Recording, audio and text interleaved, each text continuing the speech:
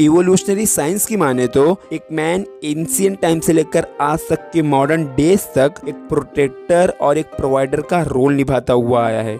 बात हो अपने ट्राइब्स के लोगों को किसी जंगली जानवर से बचाने की या अपने पेट के लिए किसी जंगली जानवर को मारने की, कहीं ना कहीं इन्हीं सर्वाइवल चैलेंजेस की वजह से एक मैन फिजिकली और मेंटली स्ट्रांग हुआ है। बट आज ये सिनेरियो कुछ उल्टा दिखाई दे रहा है। मॉडर्न मैन्स टाइम के साथ साथ वीक होते जा रहे हैं। यहाँ वीक बोलने का मतलब फिजिकली, मेंटली और इमोशनली है। बहुत से मैन लॉस्ट है, ना ही कॉन्फिडेंस है, ना ही सेल्फ स्टीम और ना ही सेल्फ कंट्रोल है।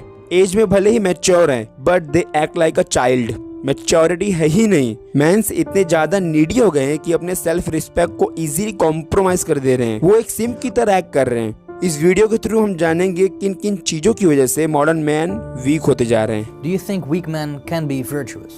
No, because they think that weak men don't rape, which is another argument I want to come back to, because weak men are the most dangerous men on the planet. Let's talk about that later. But I said no. That men can be vulnerable, that men can have feelings, that men can cry. So it's okay to be weak.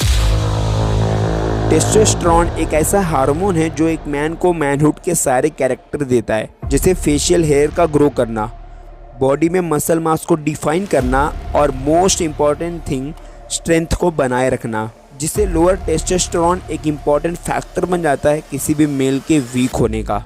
Studies and research बताती है हर सालाना ये T hormone drop हो रहा है 1% की rate से। 2002 में 64 ईयर ओल्ड मैन का टी लेवल 15% से कम हुआ कंपेयर टू सेम एज के मैन में जो 1987 में थे। इसका मतलब बढ़ते टाइम के साथ साथ सेम एज के मैन में टेस्टोस्टेरोन का लेवल कम होते जा रहा है। टेस्टोस्टेरोन लो होने का एक मेजर रीजन है ओबेसिटी एंड सेडेंटरी लाइफस्टाइल। आपने ये कोट जरूर सुना होगा, hard times create strong man creates good times create weak man and weak man creates hard times. ये मॉडर्न इरा हमारे लिए गुड टाइम्स की तरह है, जहाँ पर हमारे सारे ही नीड्स कुछ ही क्लिक्स पे फुलफिल हो जा रहे हैं। घर का खाना खाने का मन नहीं है तो किसी फूड डिलीवरी एप्लीकेशन से खाना मंगा लेता हूँ। एंटरटेनमेंट चाहिए तो नेटफ्लिक्स पर चिल कर लेता हूँ। डोपामिन किक चाहिए तो रील्स को माइंडलेसली स्क्रॉल करता जाता हूँ। इसी गुड टाइम्स ने बहुत से वीक मैन प्रोड्यूस किए हैं। रिसर्च शो करती है higher body fat percentage testosterone level को कम करता जाता है। ऐसा होता है जस्ट बिकॉज ऑफ आज हम बहुत से प्रोसेस्ड फूड्स कंज्यूम कर रहे हैं जिसमें अननेसेसरी कैलोरीज होते हैं, और यही अननेसेसरी कैलोरीज फैट्स में कन्वर्ट होते हैं, जिससे बॉडी में ओबेसिटी का लेवल भी बढ़ता जाता है। पहले मेंस फैक्ट्रीज में काम किया करते थे, काइंड ऑफ उनका फिजिकल वर्क हुआ करता था। बट आज ऐसे बहुत से जॉब है जो एक टेबल पर बैठे बैठे ही हो सकती है। इवन कुछ जॉब तो ऐसे भी है जिसमें आपको घर के बाहर निकलने की नीड ही नहीं है। इन्हीं चीजों की वजह से आज हमारा लाइफस्टाइल एक सेडेंटरी लाइफस्टाइल बन चुका है और मेल्स में टेस्टोस्टेरोन लेवल भी कम होता जा रहा है। सिंप एक ऐसा वर्ड है जिसका meaning a person specially man who is excessively attentive or submitted to object of sexual attraction। Simple word में एक पर्सन के आगे पीछे घूमना सिर्फ और सिर्फ उसके अटेंशन के लिए, उसके वैलिडेशन के लिए। सिंपिंग का बेस्ट एग्जांपल देखना है तो आप इंस्टाग्राम पर किसी फीमेल मॉडल के कमेंट सेक्शन को उठाकर देख सकते हो। किस तरह वहाँ डेस्परेट मैन सिंपिंग कर रहे होते हैं, आपको खुद ही पता चल जाएगा। इंस्टाग्राम क्या, आप अपने ही फ्रेंड सर्कल में भी देख सकते हो कैसे आपका ही दोस्त किसी लड़की के एक बार बोलने से वो काम पूरा कर देता है, चाहे वो काम उसे पसंद ही क्यों ना हो, तब भी उस लड़की के अटेंशन के लिए वो काम करेगा। वो लड़की के हाँ में हाँ मिलाएगा, चाहे वो गलत ही क्यों ना हो।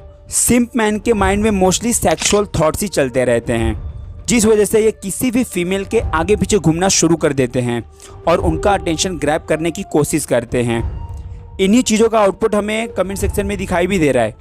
ऐसा करने की वजह से मैंस तो अपना वैल्यूबल टाइम को वेस्ट कर रहे हैं, बट इसके साथ साथ वो अपने सेल्फ रिस्पेक्ट को भी कॉम्प्रोमाइज कर रहे हैं। सिंप कल्चर की वजह से एक नया बिजनेस भी शुरू हुआ है, ओनली फैंस का। यहाँ पर सही में सोचने वाली बात है, आखिर कोई क्यों सिर्फ सेमी न्यूड्स पिक्चर को देखने के लिए $5 से $10 पे करेगा, और रियल में ये चीज़ें हो भी रही है। सिंपिंग इस लेवल तक बढ़ गई है कि आपने ऐसे बहुत से एड्स ज़रूर देखे होंगे जहां पर एक लड़की लाइव आकर आपसे बात करेगी और आप इसके लिए पे करोगे, और वीडियो कॉल पे बात करेगी तो उसके अलग से चार्ज होंगे। ऐसे बहुत से सर्विस हैं जो आजकल बहुत से एप्लीकेशंस ऑफर कर रही हैं। लिटरली मुझे तो कुछ ऐसा लग रहा है। कौन है ये लोग? कहां से आते हैं ये? इनके पास ना रहने को घर है, ना रोजगार है, ना पैसा है। इससे हासिल कुछ भी नहीं होने वाला। ये सिर्फ टाइम के साथ साथ पैसों की बर्बादी ही है। ना तुम उस लड़की को जानते हो, ना ही उसकी पर्सनल लाइफ के बारे में तुम्हें कुछ पता है, और मे भी तुम फ्यूचर में शायद मिलो भी ना।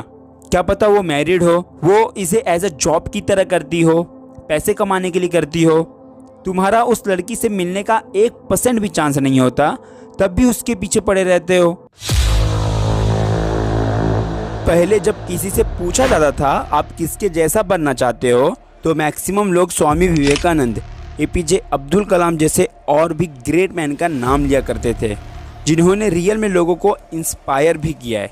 लेकिन आज लोगों के रोल मॉडल्स ही बदल गए हैं। आज किसी को जानने में जरा सा भी इंटरेस्ट नहीं है कि कैसे एक न्यूज़पेपर बेचने वाला एक रॉकेट मैन के नाम से जाना गया।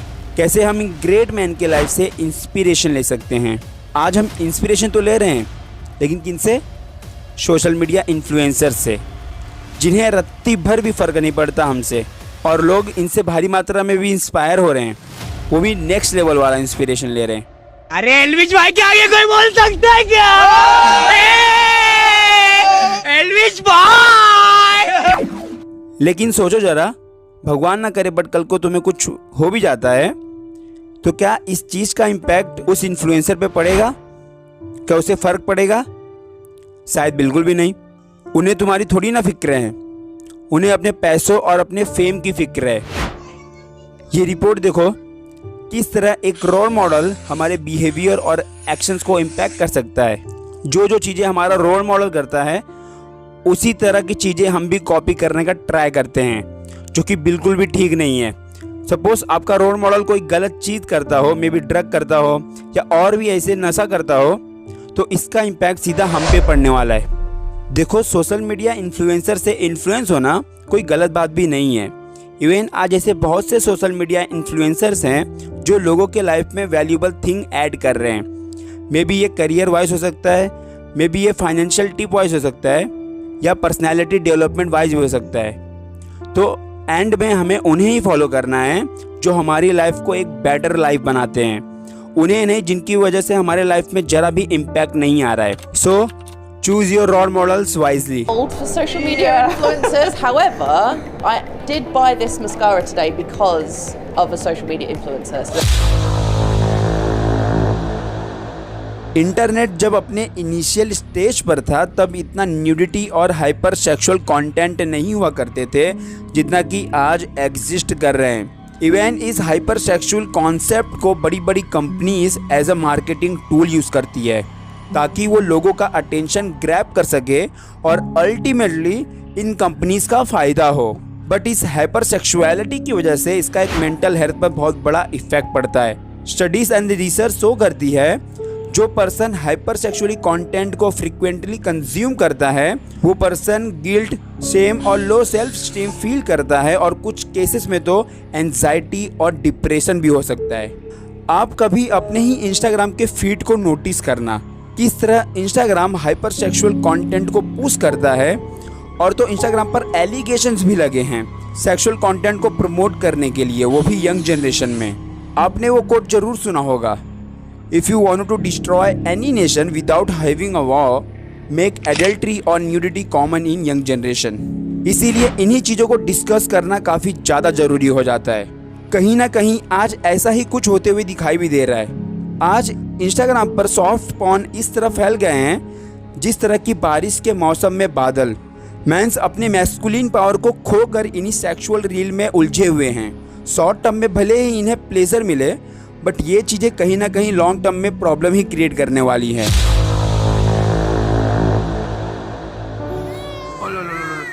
लड़के नहीं रोते। बैठो बैठो, लड़के रोते नहीं। Stop crying, Rohan. Are you a girl? Boys don't cry. Okay?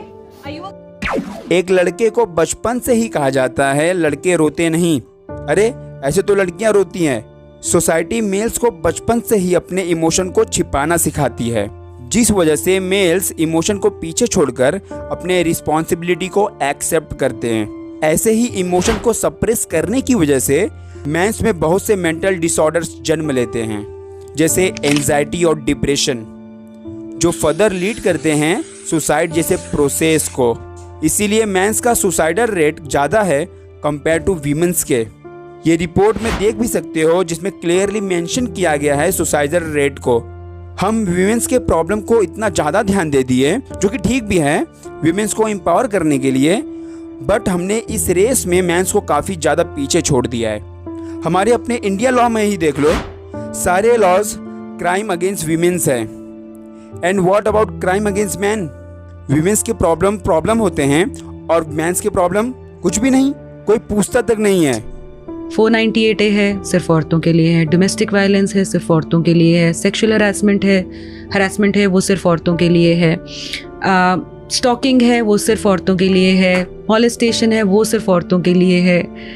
Dowry के केसेस हैं, उसमें आदमी को ही इम्प्लिकेट कर सकते हो। सो all of the gender-based provisions are only there where a woman can file a case against a man. A lot of people ask me, a lot of people say, आदमियों के बारे में बात करने की कोई ज़रूरत नहीं है। कितने ही आदमी, अगर कोई लड़की अपने स्टोरी में ये लिख दे आई एम सैड या फेसिंग ए हॉरिबल डे टुडे, ऐसा लिखते ही उसे 10 कॉल्स और पता नहीं कितने मैसेज आ जाएंगे कि क्या हुआ, प्रॉब्लम क्या है।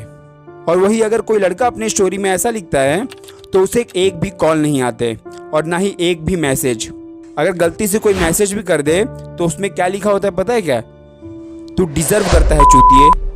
खैर, ये रही वो सारी प्रॉब्लम्स जिस वजह से मेंस वीक होते जा रहे हैं मेंटली और इमोशनली। अभी हम इस प्रॉब्लम के सॉल्यूशन के ऊपर भी जरा बात कर लें। देखो, कोई भी सोशल मीडिया एप्लीकेशन हो, उसमें उसका खुद का एल्गोरिदम होता है।